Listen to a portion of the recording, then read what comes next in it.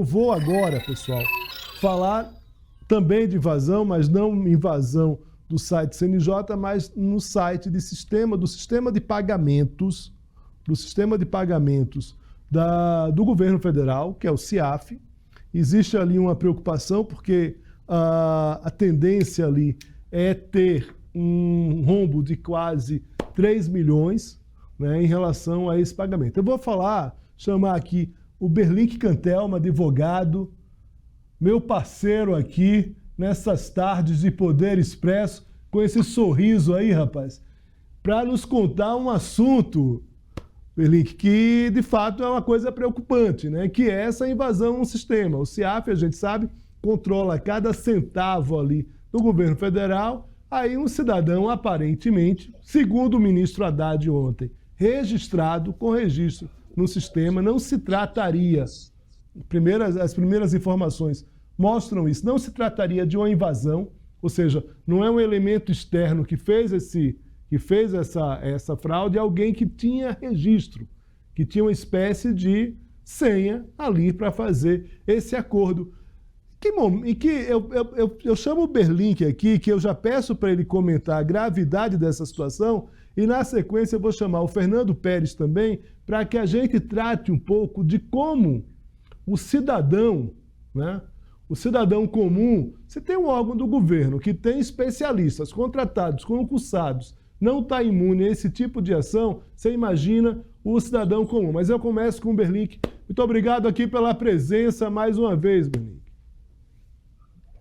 Boa tarde, Léo. Boa tarde, prezados espectadores do SBT News. Para mim sempre é uma honra, sabe disso, Léo? Estou aqui à disposição sempre de todos vocês, todos que assistem ao SBT News. Pois é, nós temos agora uma questão um tanto quanto sensível para lidar e analisar, que diz respeito a essa invasão do CIAF, que é o Sistema Integrado de Administração de Finanças, né, Públicas. É um sistema não só utilizado, Léo, é importante frisar isso, pelo governo federal, pelas instituições de âmbito federal, mas também dos governos estaduais e municipais. É uma questão, assim, que demanda uma análise profunda, de maneira até escorreita, não só por parte dos órgãos persecutórios, eu digo isso na figura da Polícia Federal, na figura do Ministério Público Federal, da própria ABIN, da própria Agência Brasileira de Inteligência, mas que demanda também parte de setores que regulam o compliance e a integridade dos sistemas performáticos ligados não só ao CIAF, mas a toda a estrutura governamental. Importantíssimo que o ministro Fernando Haddad trouxe de informação com relação a isso, porque, a princípio, nós imaginávamos que toda essa circunstância poderia ter se dado por meio de um acesso remoto, através daqueles modais de phishing, de implementação de malware, técnica de esteganografia, enfim. Mas, hoje, nós passamos a compreender que a roupagem é totalmente distinta. Parece que alguém tinha esse acesso privilegiado e talvez tenha ali login e senha do sistema, ou tenha recebido isso de alguém que em algum momento implementou essas técnicas que eu acabei de falar, essas metodologias que eu acabei de falar, o que também seria crime, e daqui a pouco explico qual ou quais, e tenha repassado ou vendido para algum servidor. E, assim, de maneira bem clara para o espectador do SBT News, um contrassenso muito grande, porque não é possível que uma pessoa em sã consciência, um indivíduo, não imaginou que em algum momento essas atividades ilícitas desenvolvidas no ambiente virtual e performático não seriam rastreadas, não só pelo governo, não só pelo órgão especificamente falando, mas também pelo Banco Central, pelo COAF, pela própria Polícia Federal, pelo Ministério Público Federal, pela ABIN, enfim. Agora, cabe, obviamente, não só aos órgãos que compõem o Poder Executivo da perspectiva administrativa, contingenciarem essa crise e criarem metodologias e mecanismos melhores para promover a segurança da operação desse sistema, mas, obviamente, agora encontrar todos os agentes envolvidos e atribuir a todos eles as imputações necessárias para que esse tipo de prática não se torne moda. Tudo bem. Berlink, eu vou agora para o Fernando Pérez. Fernando Pérez, muito obrigado aqui pela presença aqui, para essa conversa aqui comigo e com o Berlink. Eu queria começar perguntando o seguinte: a gente fez uma enquete aqui no site, perguntando para a nossa audiência aqui se ela se sente segura, se as pessoas se sentem seguras no universo digital, no mundo digital. e eu vou fazer essa enquete diretamente a você. As pessoas devem se sentir seguras no mundo digital, Fernando? Olha, é um prazer estar aqui com todos vocês e, de fato, discutir um assunto que é tão importante para todos nós. E eu coordeno um projeto chamado Segurança na Rede. Nós fizemos essa mesma pergunta durante vários meses a vários participantes e veja só, é assustador. Eu gostaria que o número fosse diferente, mas de 89% das pessoas que participaram dessa pesquisa disseram que não se sentem seguras na internet e 78% delas disseram que não sabiam como proceder caso se tornassem a vítima de crimes cibernéticos. Então, a insegurança, né, que todos nós temos, né, nós muito provavelmente conhecemos pessoas próximas, familiares que já se tornaram vítimas, né, de crimes na internet, e algo que é extremamente preocupante, que esse assunto, segurança da informação, segurança cibernética, é algo já pautado há muitos anos, ou seja, nós temos, né, e continuamos tendo ainda uma expectativa de que o governo ele tenha níveis mínimos, né, de segurança para impedir que essas ocorrências elas sejam identificadas, elas aconteçam dessa maneira. Hoje nós já temos tecnologias, inclusive, para prever, né, ou seja, para evitar que isso aconteça. Ou seja, então essas práticas de políticas de segurança da informação, elas já são discutidas há muito tempo, então é algo extremamente preocupante. Independente de como isso tenha acontecido, e existem vários fatores que vão ser importantes ao serem descobertos agora na investigação, qual é o nível de profissionalismo, né, de expertise desses criminosos, porque de fato cometeram um ou muitos outros crimes, para verificar a possibilidade da identificação. Sempre que esses acessos são realizados, eles deixam rastros, é possível identificar, mas existem alguns casos mais fáceis, outros mais difíceis. E nesse sentido, não é uma preocupação tão grande sabermos que existem tentativas de invasão aos sistemas do governo. Saber que isso acontece não é um problema. O problema maior é quando nós não identificamos, ou seja, quando o governo, por um motivo ou outro, não é capaz de identificar, né, mesmo que imediatamente ou a curto prazo, a ocorrência dessas invasões e crimes cibernéticos. Bem, Fernando, vou voltar para o Berlink para perguntar o seguinte. O governo federal, cada vez mais, está trabalhando com ambientes digitais, Berlink, como, por exemplo, o eGov, né, onde você faz ali praticamente tudo, né? E cada vez mais está mais fácil fazer conta, fazer o que eles chamam de certificado ouro.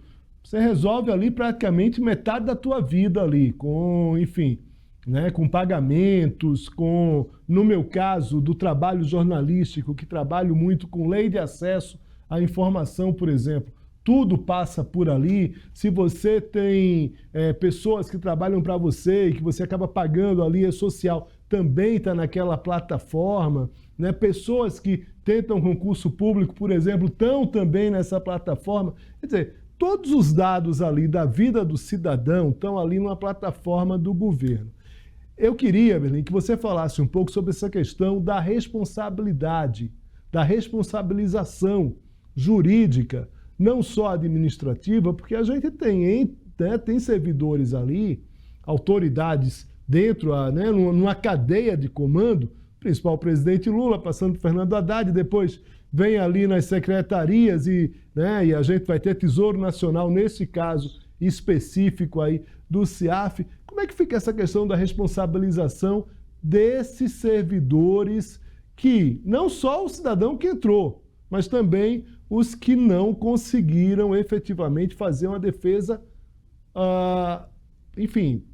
razoável, né? Razoável não, efetiva desses dados. Porque quando a gente vê isso, a gente tem uma preocupação dos nossos dados em companhias privadas, Fernando, mas, Berlim, que a gente também tem uma preocupação com os nossos dados entregues ao governo. A gente vai dando, a gente vai passando ali passando informações e ponto. Uma outra coisa também, Fernando, tem uma pesquisa da UNB aqui também, aí nessa conversa aqui com o Berlink também, se a gente pensar, boa parte dos órgãos federais trabalham com sistemas que são sistemas de empresas estrangeiras, se a gente for pensar de alguma forma também. E acaba tendo uma cadeia aí de informações compartilhadas. Cara, assim, é um universo gigantesco de informações. Berlink, como é que funciona essa? Como é que a gente pode pensar essas responsabilizações? Bom, Léo, antes de adentrarmos a perspectiva de responsabilização do governo e, obviamente, as medidas a serem implementadas nesse sentido para a preservação da nossa segurança, eu preciso ressaltar que, do ponto de vista legal, nós já avançamos um pouco, mas ainda não sentimos o que, de fato, essa regulação legislativa vai trazer do ponto de vista prático de previsão e prevenção desse tipo de modal criminoso, que é a edição do artigo 154 do Código Penal com a inserção da letra A. Artigo 154, letra A do Código Penal, trata dos crimes de invasão de dispositivos informáticos ou performáticos e virtuais com a intenção de instalação de vulnerabilidade para obtenção de vantagem ilícita. Tudo isso sem prejuízo, inclusive, da aplicação do crime de furto, previsto no artigo 155, e, se eu não me engano, no parágrafo 4º B, no modal de furto qualificado. Tudo isso da perspectiva legislativa, pensando numa perspectiva de previsibilidade e contingenciamento desse tipo de modal criminoso. Agora, por parte do governo, aqui em Brasília nós conseguimos enxergar, Léo, um movimento, inclusive cujo precursor foi o Ministério da Fazenda, de muita preocupação com integridade, trazendo determinados conceitos de governança corporativa do mundo privado para o ambiente público. O exemplo disso é a edição, a formulação do programa que se chama Faz Integridade, implementado no Ministério da Fazenda já na gestão do ministro Fernando Haddad, um projeto implementado que trata do quê? De implementação de regras de compliance, implementação de regras de integridade e de governança corporativa, criando um ambiente de prevenção a desvios de conduta, mas também de autorresponsabilização do servidor com relação ao acesso a determinadas informações e também de desenvolvimento de práticas efetivas de contingenciamento desse tipo de circunstância acontecida, inclusive com o CIAF. Do ponto de vista do processo administrativo, é óbvio, se tiver um servidor público envolvido nesse tipo de situação, agora levado a efeito junto ao CIAF, ele vai ser responsabilizado não só do ponto de vista, obviamente, institucional, mas ele deverá ser responsabilizado do ponto de vista criminal em qualquer que seja o cenário, seja por meio de instalação de vulnerabilidade, ou seja, inclusive, pelo manuseio doloso de informações privilegiadas para cometimento do crime de furto. Por quê? Nós temos um background, Léo, num desvio de aproximadamente 3 milhões e meio de reais. 3 milhões e meio de reais, né, do Tesouro Nacional, inclusive para bancos no exterior. Alguém operacionalizou, alguém instrumentalizou toda essa movimentação e em algum momento precisa ser responsabilizado.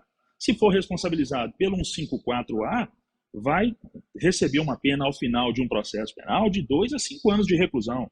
E se for pelo 155, parágrafo 4º, se não me engano, B, de 4 a 8 anos, salvo melhor juízo. Ou seja, no somatório geral, as penas podem ultrapassar 8 anos de reclusão e, inclusive, implementação de regime fechado em seu respectivo cumprimento. Então é o seguinte, infelizmente aconteceu, mas agora não adianta chorar o leite derramado, é trabalhar com esse fato, com esse evento lamentável, para talvez recrudescer, para talvez reforçar todas as implementações já feitas pelo governo federal para proteger os nossos dados. E concordo contigo, a gente está aqui, tem uma arma poderosa na mão que hoje resolve a nossa vida. Então tem .gov, tem acesso a diversos outros sistemas e plataformas públicas, por exemplo, a CNH, por exemplo, a carteira digital da própria Ordem dos Advogados do Brasil, que nós precisamos estar atentos para evitarmos o vazamento dos nossos dados e termos a segurança e a praticidade de continuar usando dessas ferramentas, instrumentos que a tecnologia nos proporcionam e, paralelamente a isso, o Ministério da Justiça e Segurança Pública precisa estar atento também a modais de inovação e evolução na atividade persecutória para acompanhar também a evolução do crime. Porque, infelizmente, marginal não para de pensar e não para de criar e não para de evoluir. Tudo bem.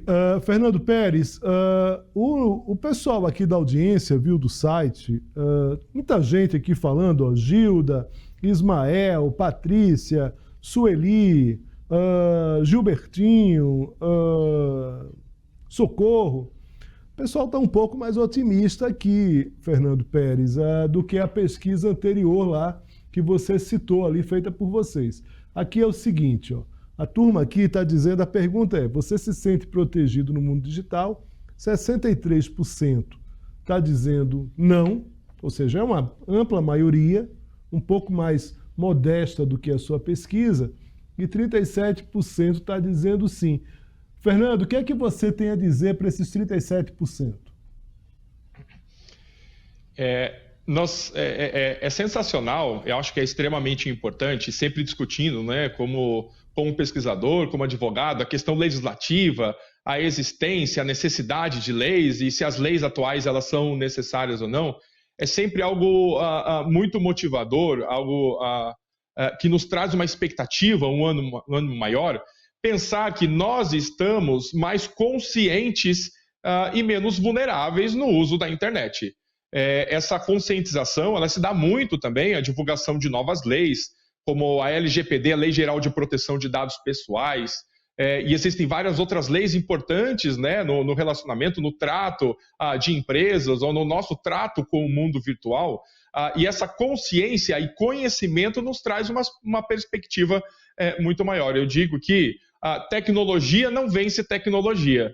Eu posso ter o antivírus mais potente, poderoso, mais caro, eu posso ter o melhor sistema de defesa lá na empresa, no governo, porém, se nós, como usuários, e eu não digo só no âmbito do governo, mas nós, como usuários diários de diferentes tipos de tecnologias e aparelhos, se nós não tivermos a educação necessária no uso dessas tecnologias, das que existem e daquelas que virão, nós, né, teríamos uma dificuldade muito maior. Então, a nossa conscientização está mais latente nesse sentido, está mais evidente também nesse meio. Acontece que, e eu tenho identificado também, por meio dos casos que a gente toma conhecimento e acaba acompanhando, que na maioria das ocorrências de crimes relacionados à tecnologia, foram pequenas dicas, pequenas medidas de segurança, pequenos no sentido que são simples, talvez nós já conhecemos, medidas de segurança que deveriam ter sido tomadas e nós não tomamos. Então, essa consciência, essa perspectiva é extremamente importante e eu realmente torço, tenho a expectativa e compartilho essa esperança de que tenhamos cada vez mais essa consciência no uso da tecnologia. Ocorre que a maioria dos crimes são cometidos por meios simples, né? Então, assim, por mais que essa confiança nessa segurança no uso da tecnologia ela esteja cada vez mais forte para uns ou para outros, é muito importante que nós não dar oportunidade para a ocorrência desses crimes. Na maioria dos casos, são cliques em e-mails ou compartilhamento de dados ou uma mensagem de um aplicativo, né? Uma mensagem de aplicativo que a gente acaba acreditando nesse sentido. Então, é algo extremamente importante.